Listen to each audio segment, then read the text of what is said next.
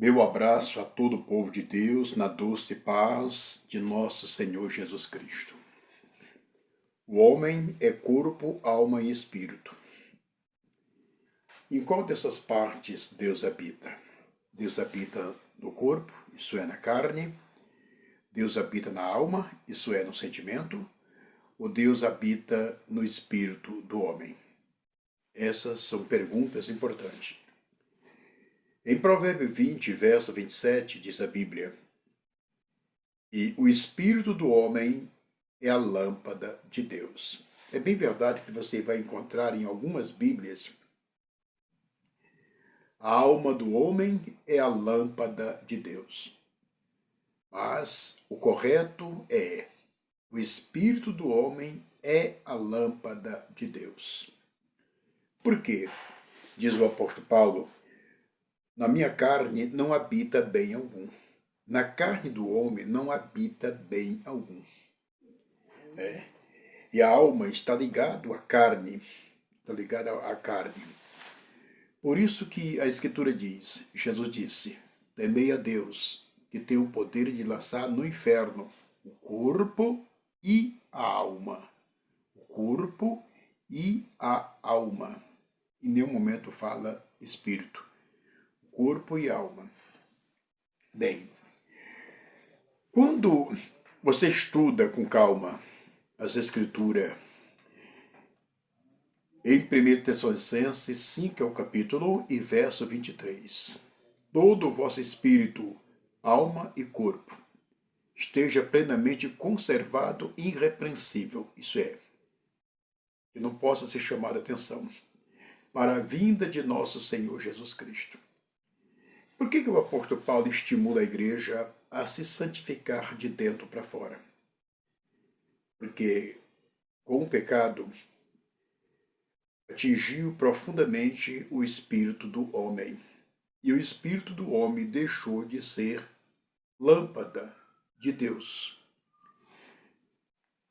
Quando você pega a carta aos Efésios, 2 é o capítulo, e versículo 1. O Senhor nos vivificou, estando nós mortos em delitos e pecado.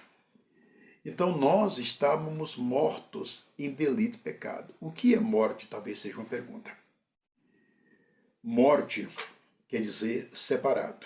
Tiago, 2 é o capítulo, e versículo 26. O corpo sem o espírito está morto. Então, morto, a palavra morte que quer dizer separado.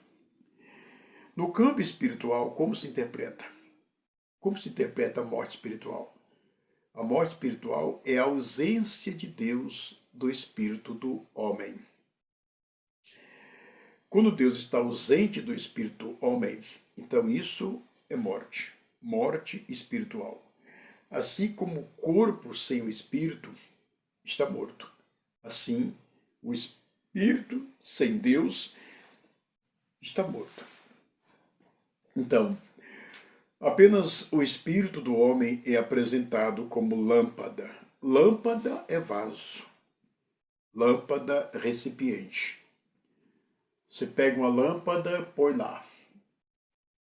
Ela está desconectada do interruptor. Quando você vai lá, que você dá um toque, acende a luz. Não existe luz sem lâmpada. A luz, ela brilha dentro da lâmpada.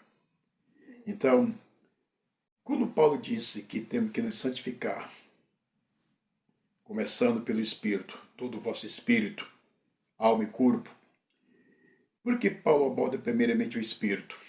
Porque com o pecado, o inimigo, Satanás, o pecado, atingiu todo o ambiente. Primeiramente o Espírito.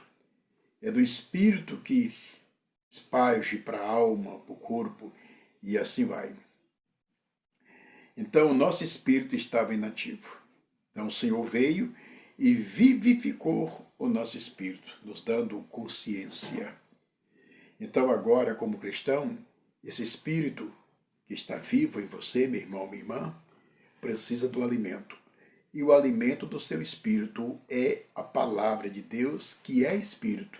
Jesus diz que as minhas palavras são espírito e vida.